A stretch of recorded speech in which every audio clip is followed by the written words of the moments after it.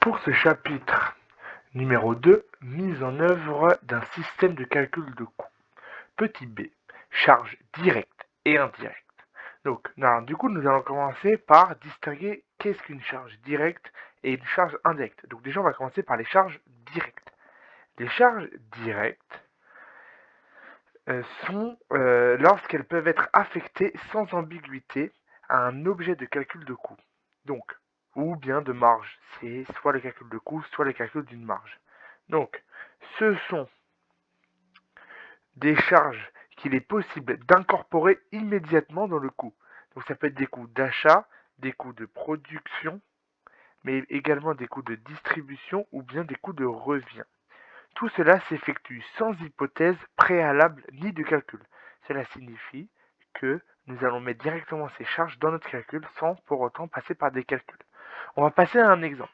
Donc, quelles charges peuvent être dites directes? Donc, ce sont les charges dites matières premières, puisque là, les matières consommées sont directement consommées par le produit. Aussi, on a la main-d'œuvre directe, constitue les charges du personnel. Et pour finir, on a certaines charges particulières, comme le fait de la publicité pour un produit. Donc aussi, on a du vocabulaire, donc une affectation des charges directes. Cela signifie que les charges directes inscrites dans les coûts sont dites affectées au coût des produits ou bien des commandes ou bien des activités. Donc ça, on a parlé des charges directes.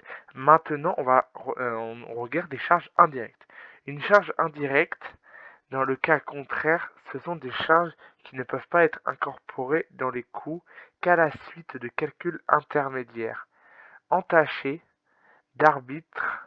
d'arbitraire, il faut faire un choix en raison de l'impossibilité de les inscrire directement.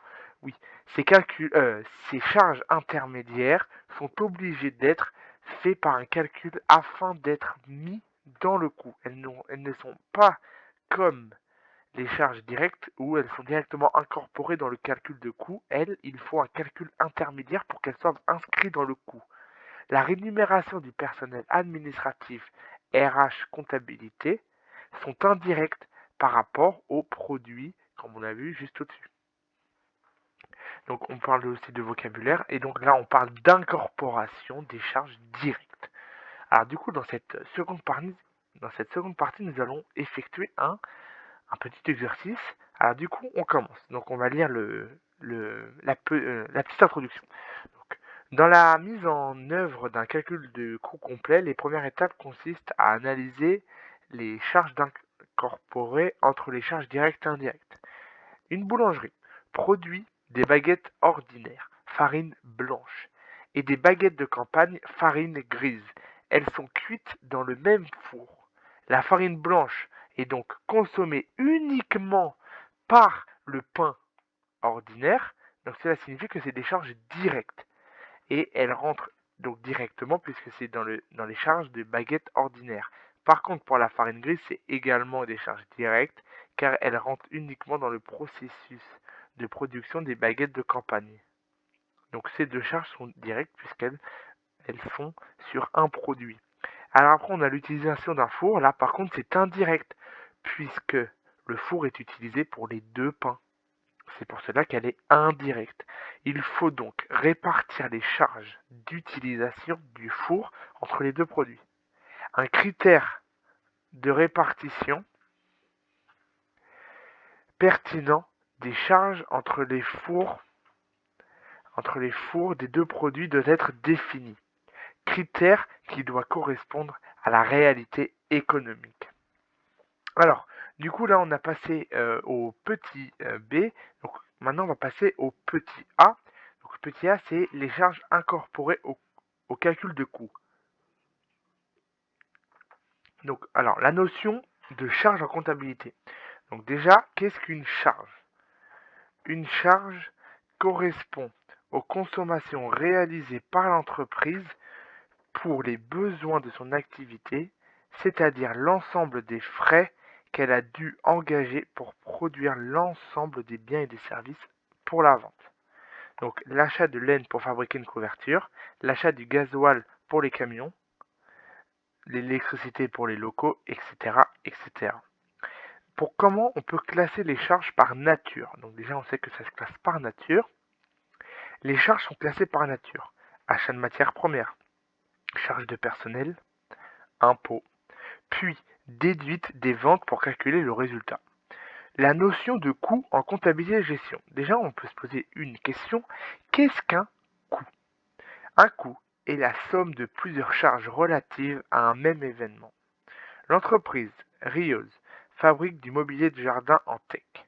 Le coût des planches de teck stockées près des ateliers est composé de la somme des charges suivantes. Le prix d'achat d'une planche, une partie des charges du gasoil puisqu'ils vont être transportés.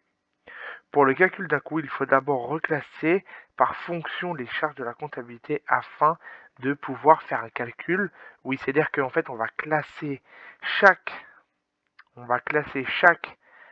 euh, chaque charge en fonction de à quelle catégorie ils appartiennent. Cela signifie que si c'est la matière première, donc tout ce qui va être de la matière première va être classé dans la même classe, alors que si c'est le gasoil, il va être dans une autre classe, etc., etc., pour pouvoir à la fin avoir un calcul qui est le plus compréhensible possible. Les coûts peuvent être calculés après que les frais ont été engagés. On parle de coûts historiques. Et si ça se fait avant, on parle de coûts préétablis, des coûts standards ou des coûts prévisionnels, donc des coûts futurs qui pourraient apparaître au sein de l'entreprise. Le retraitement des charges pour calculer les coûts. La comptabilité analytique peut se détacher des contraires juridiques ou fiscales. Alors oui, après on a plusieurs types de charges, donc on a les charges incorporées, non incorporées, les charges incorporables, ainsi que les charges supplétives. Donc les non incorporables, ce sont des charges sans rapport direct avec l'activité de l'entreprise, qui ne relèvent pas de l'exploitation courante et qui n'a pas de caractère de charge. Certaines charges de la comptabilité générale sont bien incorporées au coût, mais, ah oui, ça c'est des charges incorporables, mais un montant différent de celui qui figure dans la comptabilité générale. Le comptable peut être amené à intégrer dans les coûts des charges qui ne sont pas prises en compte par la comptabilité. En général, déductibles du résultat comptable. Alors, du coup, le retraitement des charges pour le calcul du coût, c'est facile. On fait la charge comptable se décompose en 3 catégories. Les charges non incorporables, les charges incorporables et les charges supplétives. Sauf que si nous voulons calculer une charge incorporée au coût, alors nous devons prendre les charges incorporables plus les charges supplétives et qu'on soustrait aux charges non incorporables. Merci de m'avoir écouté.